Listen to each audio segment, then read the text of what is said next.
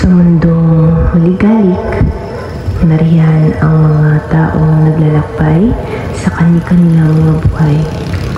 May mga estudyanteng nakikipagsapalaran para sa kanilang mabuting landas at kinabukasan. Ngunit, sa kabila ng mga paglalakbay, napakaraming mga problema ang hinaharap sa buhay. Ngunit, ang lahat ng problema ay masusolusyonan.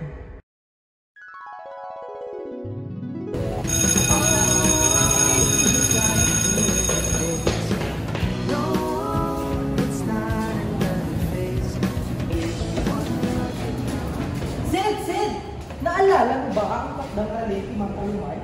Yung gagamitin yung wikang Pilipino sa larangan ng matematika? May gagawin ba? Meron! Ano paano ba kami yun? Hindi ko nga alam, kaya ako nagtatanong sa iyo eh. Paano ba gawin yun?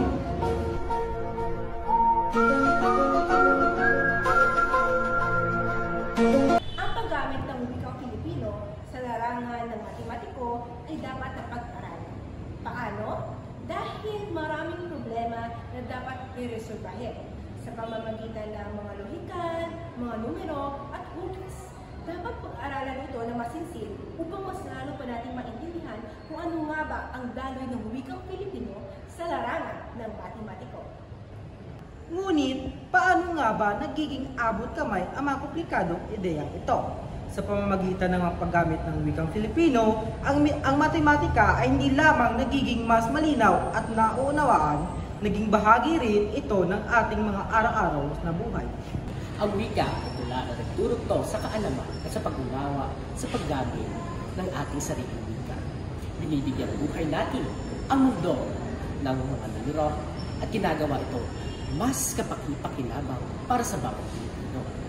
Sa ganitong paraan, nagiging daan ang matematika upang hubukin ang mas malikhain na panglikha at kritikal na pag-iisip ng ating mga kababayan. Sa mundo ng numero, hindi makakailangang matematika ang pundasyon ng maraming larangan mula sa agham, teknolohiya, negosyo at sa iba pang aspeto ng buhay. Ang mga prinsipyo nito ay ginagamit sa pagbuo ng makabagong teknolohiya, pagpapalaganap ng ekonomiya at pagsulong ng agham. Kaya naman, mahalagang mas maunawaan ito ng bawat Pilipino sa paraang natural at naaayon sa ating wika.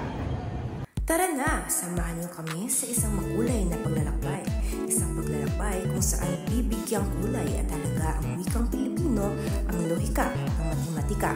Tuklasin natin ang di matatawarang papel ng wika sa pagpapalaganap ng karunungan sa larangang ito. Ang matematika ay para sa lahat at sa ating wika dahil ito'y mas nagiging maliwanag ang landas patungo sa kaalaman.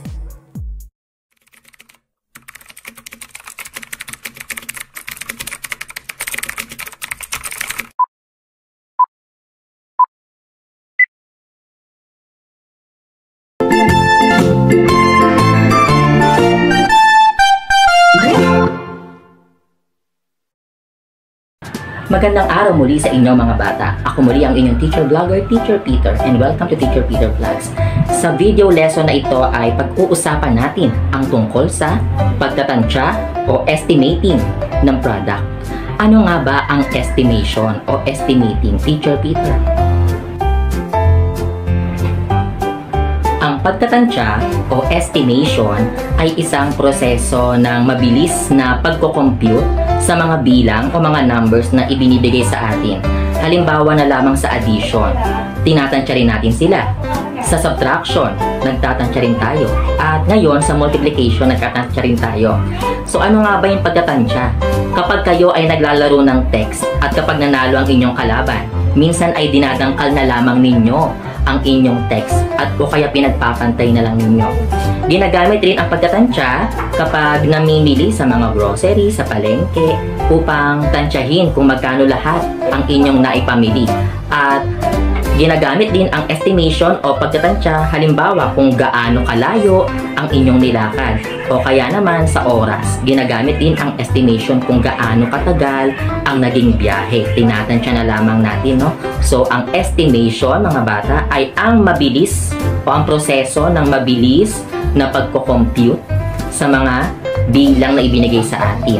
At sa pag-e-estimate, kinakailangan na marunong kayong mag-round off. Paano isolve ang geometric sequence kapag a sub n ang pinapahanap? Tara't pag-usapan natin yan dito. Geometric sequence. And this is part 1. So let's start this by giving you the definition of geometric sequence. Ano bang ibig sabihin nito? Geometric sequence is a sequence of numbers in which the ratio between consecutive terms is constant. So let us analyze this through this example. 2, 4, 8, 16. Tapos, 16, 8, 4, and 2. Ayan. Kung si arithmetic sequence nagpa-plus ng tuloy-tuloy or nagma-minus ng tuloy-tuloy, dito naman, para makuha yung mga susunod na terms, nag-multiply tayo ng constant na number. At yun ang tinatawag natin na common ratio. Ayan. So, ito yan. So, yung 2, paano naging 4? Nag-multiply tayo ng 2.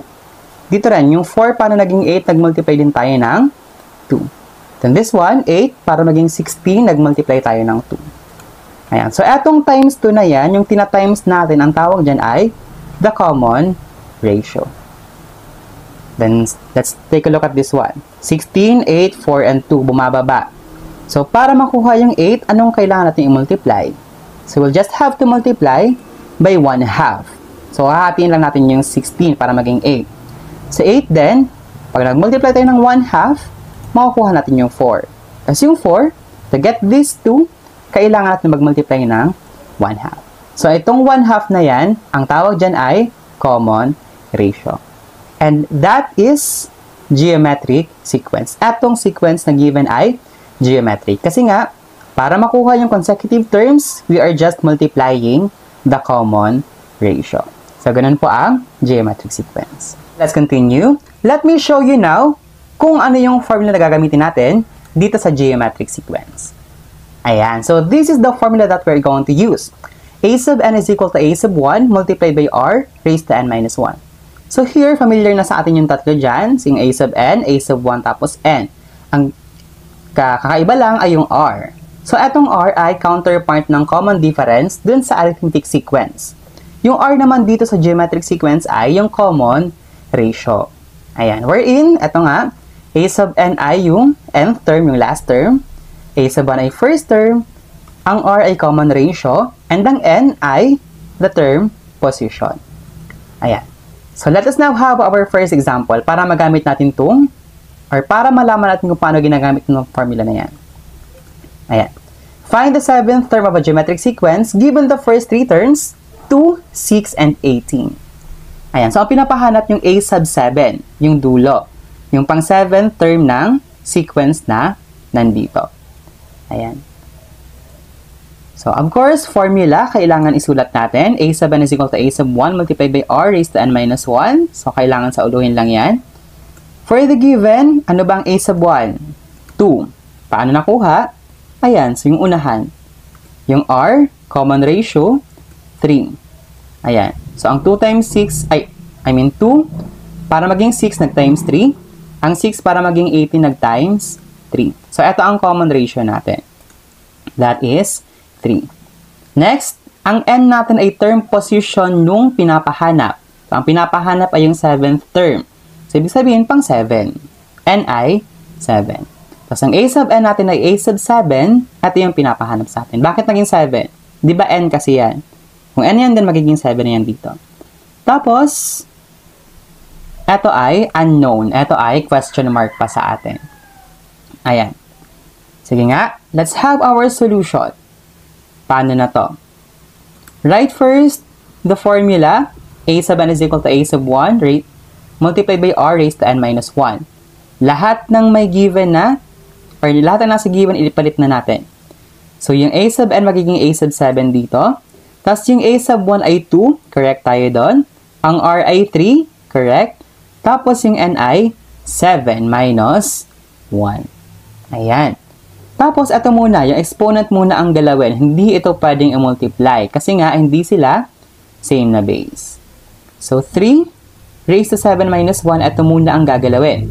So, So we'll have a sub 7 is equal to 2, then multiplied by 3 raised to 6. Paano nga ginagawa yung number na nakaraise sa isang exponent? Ang gagawin doon, ang exponent determines how many times you are going to multiply the number to itself. Ilang beses ko i-multiply yung 3 sa sarili niya? 6 na beses. So that's 3 times 3 times 3 times 3 times 3 times 3. 6 na beses. So solve nyo lang yon. And by doing that, yung 6 na beses na yon at ang lalabas, 729. Tapos, multiply mo lang para makuha yung value ni a sub 7. Ayan. So, 1,458. As simple as that, that will now be the final answer. Matematika, ang pagtatasa ng mga algebraikong ekspresyon ay binuo mula sa mga constant integer, variable, at ang pagtatakbo ng mga algebraiko o yung pagbabawas, tinatawag natin na subtraction, pagpaparami, tinatawag natin na multiplication, pagdagdag, tinatawag natin na addition, at paghahati, yung tinatawag natin na division. Kaya sa constant integer, ito yung mga numero na makikita natin sa isang equation. Magiging positibo o negatibong tanda yung mga numero. At yung variable naman, ano yung mga variable? Ang variable ay tinatawag natin na mga titik o mga letra na makikita natin sa loob ng isang equation. Halimbawa, A, B, C, D, E, at iba pang mga titik na makikita natin sa loob ng equation. Kagaya sa unang halimbawa, 2x, bawasan ng 3x, dagdagan ng y, kung ang katumbas ng x ay 10 at y naman ay 7. Kagaya ng sinabi ko, palitan muna natin ang halaga ng mga variable, yung x at y, na ang katumbas ng x ay 10 at y naman ay 7. Magiging 2, paramihin sa 10, bawasan ng 3 at paramihin sa 10, dagdagan ng 7. Susunod ay isimplify ang napalitang halaga. 2, paramihin sa 10, magiging 20, at negatibong tanda 3, paramihin sa 10, dagdagan ng 7. Sa bahaging ito ay isisolve na natin ang gamit mula kaliwa patungong kanang proseso o yung left to right process. 20, bawasan ng 30, dagdagan ng 7 ay magiging negatibong tanda 3 ang sagot. Ang paggamit ng Filipino sa pagtuturo ng matematika ay isang mahalagang hakbang para mas mapadali ang pagkatuto ng bawat estudyante. Sa tulong ng wika na pamilyar sila, nagiging mas malinaw at naintindihan ang mga abstract o mahihirap na konsepto. Ito rin ay nagbibigay ng pagkakataon para sa mga mag-aaral na mas maunawaan ang mga aralin na mahalaga para sa kanilang pagkatuto. Bagamat may mga hamon tulad ng kakulangan sa mga terminolohiyang matematikal sa Filipino, ito rin ay isang magandang pagkakataon para paunlarin natin ang ating minamahal na wika. Ang pag-integrate ng Filipino sa pagtuturo ng matematika ay hindi lamang basta-basta pagsasama ng mga salita. Ito rin ay isang paraan upang mapalawak ang kaalaman at nakakagawa ng mas inklusibong edukasyon para sa lahat ng mga nangangarap at nais na matuto. At sa huli, nagiging mas makabuluhan ang matematika bilang kasangkapan o tool sa pag-unlad ng kaalaman at tagumpay ng bawat estudyanteng nais talagang matuto at nangangarap sa buhay. At ito lamang ang aming pagpapaliwanag ukol sa kung paano gamitin ang wikang Pilipino sa larangan ng matematika.